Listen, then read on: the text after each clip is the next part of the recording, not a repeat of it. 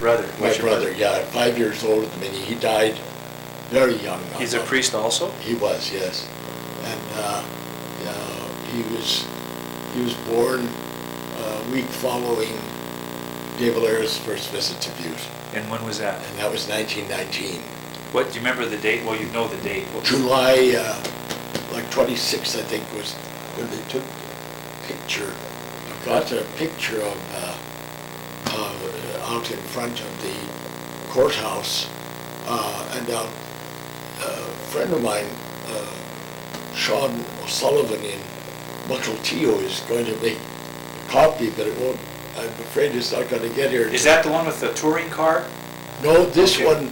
They're all in front of the courthouse, and there are a lot of interesting figures in it, like the man who later became the Senator Wheeler. Senator Murray is right next to De Valera, but he wasn't a senator yet.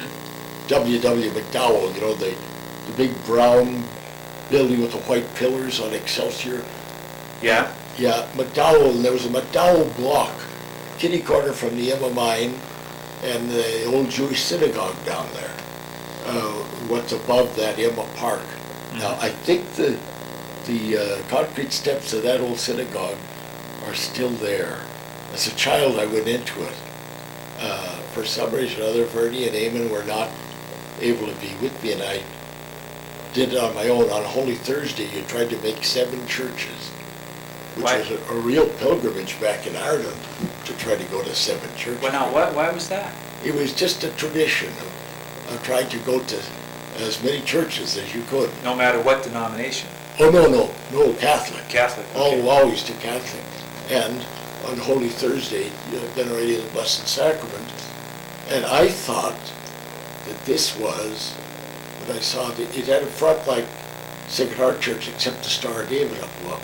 When I got inside, and it was around Passover time, a teeny little vestibule, and I heard all the chanting, and I peered through the door, and I saw everything was asked backwards, because the priest had, all the men had hats on, and the priest did.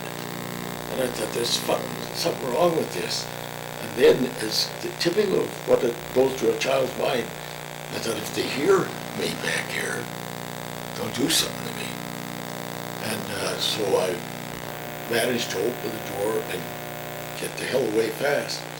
That's just the sort of thing, you know, that the Jews were subject to in the Middle Ages, in places that weren't thoroughly evangelized, and the Catholics were subject to in the early days of the Roman Empire. They'd say there's something to do with blood in their worship. So they figure, well, what they must do to count the same number of people going into this house or coming out was that they ate babies. And that was a common libel against the early Catholics. Yeah. And there's a magnificent work in French. It's about the size of the Britannica, the Dictionnaire Archéologie et Liturgie. And it has in there some rubbings of anti-Catholic,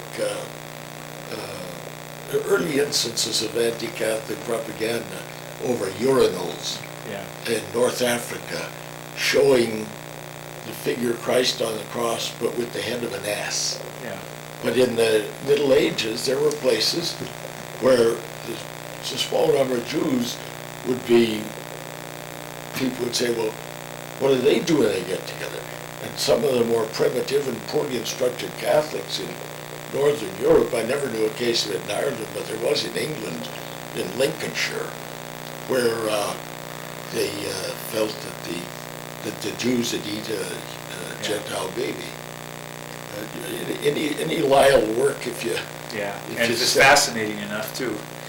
Yeah. Your brother, Eamon, then, was a contemporary of my Uncle Bud, Pat Green, my mother's oldest brother.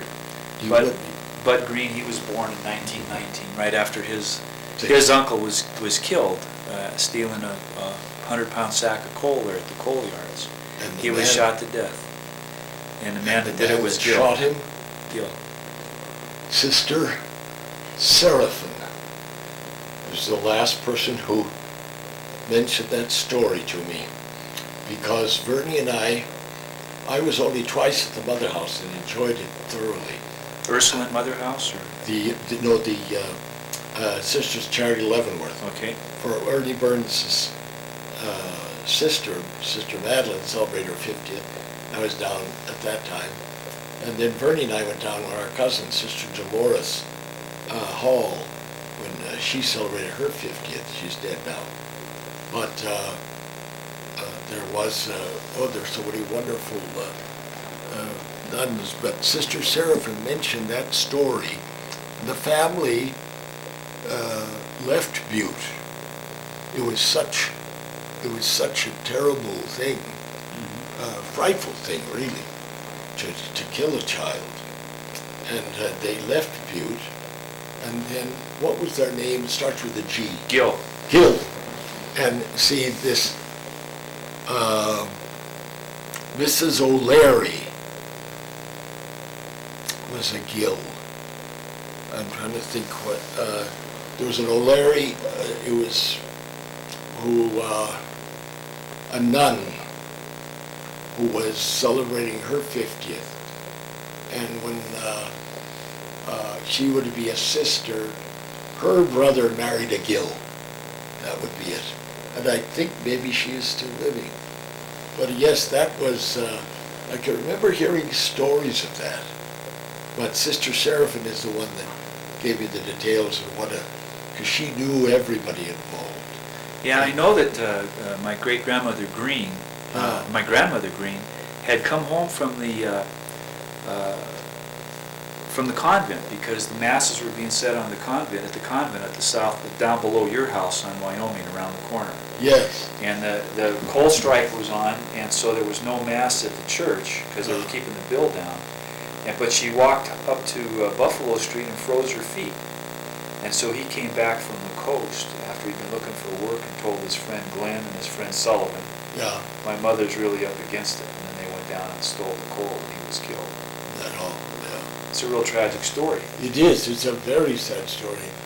Sister Seraphim is the one who told me of it. She'd be very interesting, by the way, because of her great memory. Is she in Leavenworth now? In Leavenworth, yeah. You know, and one who's dead now, but who came up, she taught me in the 4th grade, and she was working at Central until finally the Mother General insisted she retire. But she'd work in the office or anything just to stay in Butte. You know, there was a strike on when I started the 1st grade, and I didn't realize what was going to be done, but all the older kids, as soon as the recess came, the strike, that was the day the strike was called, they all ran out and started throwing rocks through the windows of the Stewart mine. Every place that had glass in the Stewart mine. And there's this poor little nun from Kansas, I forget her name now, who is yelling at the children, it's a sin, you're not supposed to do that. Trying to stop the little kids. Doing anything against the company wasn't any sin, we all knew that. But I wasn't bold enough to try to do it because my mother would have seen me do it. But I asked Sister Mary Ruth later, I said, you must have thought, you know, coming from a very all-Catholic little farming town and Germans and Irish in Kansas, I said, you must have thought that Butte kids were awful. And she said, Father, I'd have crawled, she was quoting an Irish Christian brother, she said, I'd crawl on my hands and knees to get back to Butte. She loved the Butte kids. And I could see, looking at it later on, you know, what would touch them. Well, especially at that time, you know, during the Depression, when there was, you know, there's a lot of real poverty and people were good.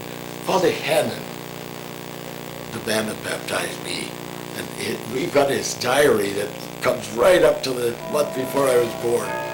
But he mentions baptizing Kevin Shannon, but he doesn't me.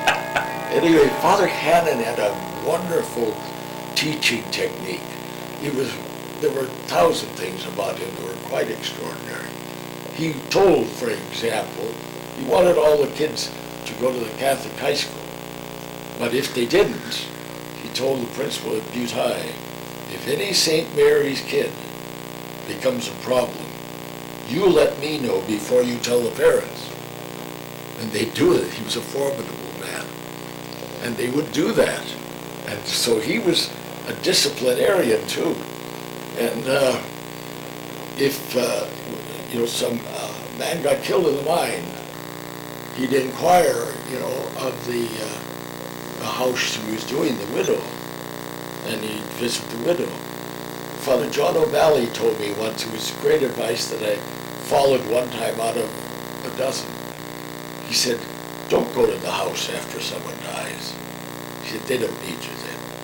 He said, you've done all you can for them when you finish the Mass. He said, 2 weeks later, he said, go visit.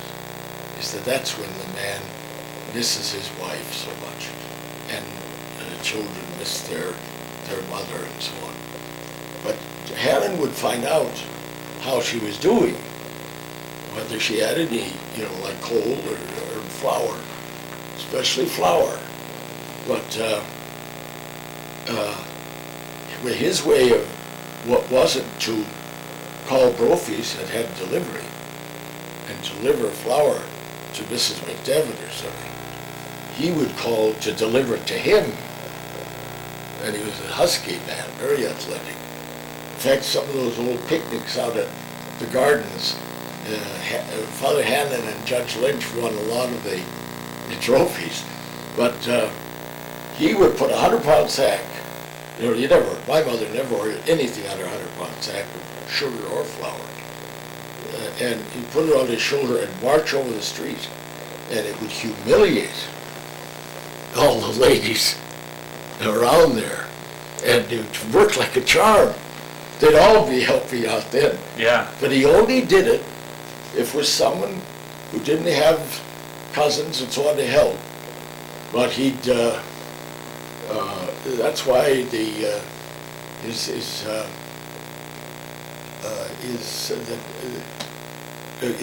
diary gives you a little side of him, not total. He mentions my dad in it many, many times.